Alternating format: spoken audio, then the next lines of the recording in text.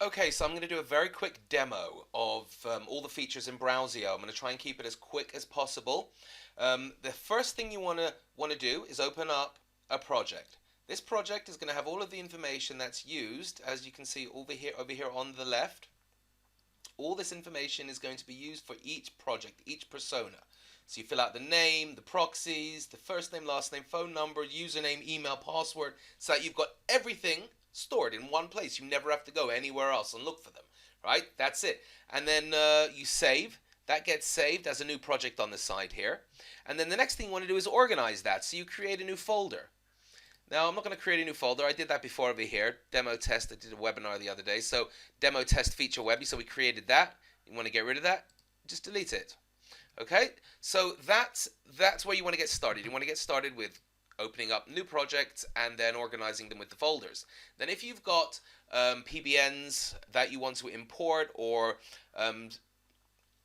certain files from different account creators like Buddy Enterprise and other account creators, you can use the dynamic importer, which is as it sounds, dynamic. You add each element as to whatever it is, so you don't have to worry about the format of you importing projects. So whatever format your CSV is, whether it's the first name, last name, project, email, username, and whatever format it is, you just allocate it like this, and BrowSEO will just do the rest. So you import the projects, and BrowSEO will import them for you into the project with all of the data that you would have here. So that's very, very useful, very easy. So first thing, I guess you want to head over to the project and have a look at these features, because this is where it's all happening. So you've got the browser, which is a custom Chromium build. We got rid of the issue of WebRTC, which is a little a communication that's constantly happening in the background that you cannot get rid of, especially if you're using Chrome, a new Chrome, or any Chrome browser, and also Firefox. But I've got a video about that on the fan page that talks about getting rid of it if you are using Firefox. But in any event, you don't have any of that to worry about using BrowSEO. So there is no communication in the back end talking to your media devices and giving over your real IP address. So that's how that works. And as you noticed, as I opened up this project, I auto logged in. So there is no waiting around for or logging or trying to get access to your accounts. The bookmarks are on the side. These are global folders, so these will appear in all of the projects. So if you want to save something that you want to have access to in all of the projects, you have your global folders here, and you name them whatever you want. Let's just head over quickly to Facebook, which I haven't logged into, and I'm not logged into. I'm just going to head over there right now, and you're going to see, there you go, it's logged in. I didn't have to log into it, and that's the beauty of BrowSEO. That's what we're talking about with saving the cache and the cookies and the history instead of deleting them. So these accounts never get deleted. Okay, I mean, you got to spam like crazy to get these accounts deleted. Okay, so the next is the prospector. Very, very quickly, we'll type in, let's say we're in the diet niche. You want to find places that are comment love, blogs to put a backlink on. Hit search, and it'll go ahead and find the results. Quick metric check, right click. What I did there was right click, Moz check all, and I've got it connected here with my Moz API. We've got more that we're adding, Ahrefs and Majestic, but for right now, so that everyone could use it, I don't know if everyone has Majestic and Ahrefs account. So we've got Moz connected to it, and you just set it here, the button at the bottom over here, set the proxy, and your Moz keys if you want the proxy to be different than your project. Okay, and you have that for each platform, all these predefined footprints, so you don't have to fill them out. And then there's the custom one, if you want a custom footprint like this that I've got saved here. So I like to do a lot of I guess scraping and looking for different places to post to using YouTube or Disqus or Facebook, for example, and you have predefined footprints that you can just save here. So for example, if you want to find stuff on Facebook to do with diet, then I've got that ready. Facebook site diet search, and it's going to bring back all of the pages to do with diet, so you can go and interact with people within your niche very easily. So this is basically just using the Google search engine to find sites that are already indexed because it's in Google and that have authority. So you can do the right click and Moz check them all, and it'll bring back all the authority from these pages. There you go. See that first page? Awesome place to go and interact there. Nice bit of authority on that page. Now there's the RSS reader, and this is one of my favorites because you can import unlimited RSS feed. Just name the title, and it's going to go ahead and import them. You add the feeds as you like. You can right click and do a whole bunch of stuff here. So we can send it to the browser if you want to continue reading that and comment and get involved in the conversation. Back to the RSS, then there's the option to send to the feed masher, which I'll get to in a second. If you want to mix things up there, then I'll show you that when we get to the feed masher. And then there's the send to PBN poster, which is pretty awesome because it's curation. So it lets you immediately just curate unlimited posts from your RSS reader here, and it sends it to the PBN poster in this format. So it's got the block quote ready and the links back to the original page, so that you've got instant content to send off to your PBNs and whatever. Add a little bit in the front, a little bit underneath, and make it a little bit more unique and add your own take to it, and you've got some great content to syndicate to your social sites. And this is again the PBN poster. So once we're here, okay, that's it with the RSS. The other option is you can share immediately from within the RSS. Okay, so if you've sent it to the browser already and you've missed out, you don't have to actually come back to here to share. Because if you're in the browser already and you've decided you've read this, oh, I forgot to share it, but I've read it, I've commented, you've got the share option from here. So you've got all the same options added in right here. Okay, so the PBN poster, this posts to your PBNs, right? You've got the PBN vault here.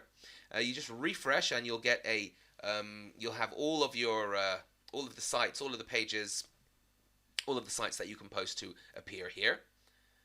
And then you've got the money vault, which is the money sites. You refresh that and all of the money sites will appear there. Here, I'll do that because these are just demo sites that I don't mind showing.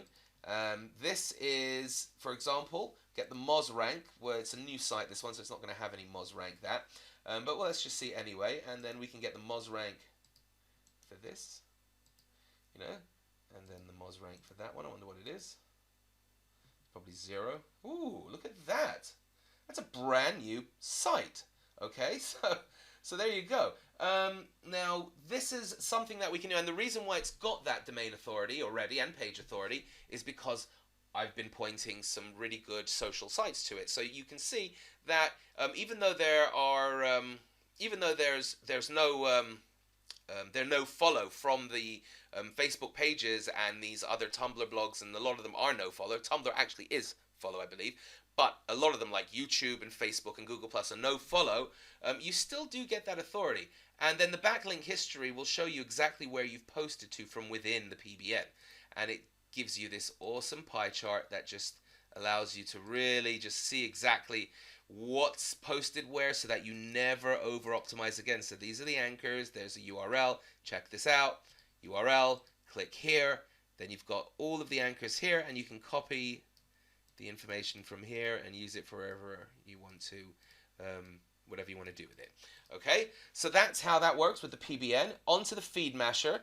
This is what I was looking at before. So if you're in the RSS and you've got you've added your HTML pages or your YouTube URLs to here, and you want to mix it up a little bit, you just send it to the feed masher, and it'll go ahead and populate the feed masher with all these other URLs, and you can go ahead and add your URLs in between here just to make it a little bit more natural. So that's where that feature comes in.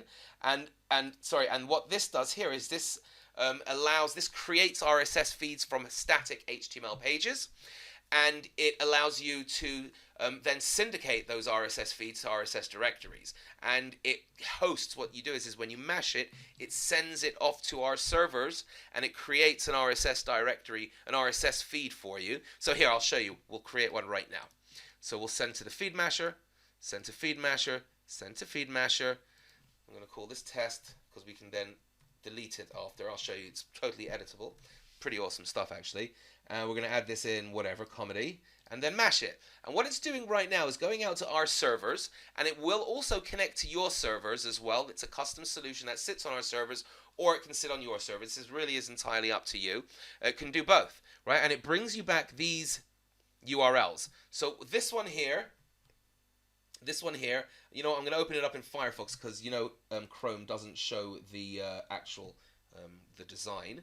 So this here is the plain XML version, and this here is the HTML version that you would want to submit to RSS directories as well, right? So let's go here and we'll just show you what that looks like. RSSy, and it looks like that. There you go. So if you want to edit, you can open this up large, and then you can edit it here, and you're in edit mode. Here it is, and you can just get rid of them, or you can delete, remove from server. Yes, because I don't really want that on the server. Then it's gone, and we can refresh this, and that's gone now from the server. Okay, so that is how the feed masher works. The indexer is basically takes all of your indexers, your favorite indexers, and allows you to just post to them all from here. So once you've been out there, you know, getting those backlinks from different social sites, you can then run them through the backlink indexer to show Google, hey, look, you know, there's been more content added to this page, and they can see that your comment now has a link there. And then the YouTube URLer, you put one YouTube URL in there, you hit URL it, and it'll give you 70 different variations so that you can put into the indexer, into the feed masher, and then from the feed masher to the RSS directories and more. Okay, so that in a nutshell is BrowSEO. That's how it works. That's all of the features. There are more features constantly being added, and once you get into the group and become part of it, you know, you can add to the features thread, and we're again constantly looking at that, interacting with you guys in the group, and you know, whatever threads get upvoted the most and people really want to have in there, those are the ones that we include first, and then we get to all the other ones as we can. Okay, so I hope you enjoyed that presentation. I hope it gave you a good understanding of what to expect from BrowSEO, and I hope to see you on the inside in the group. Bye for now.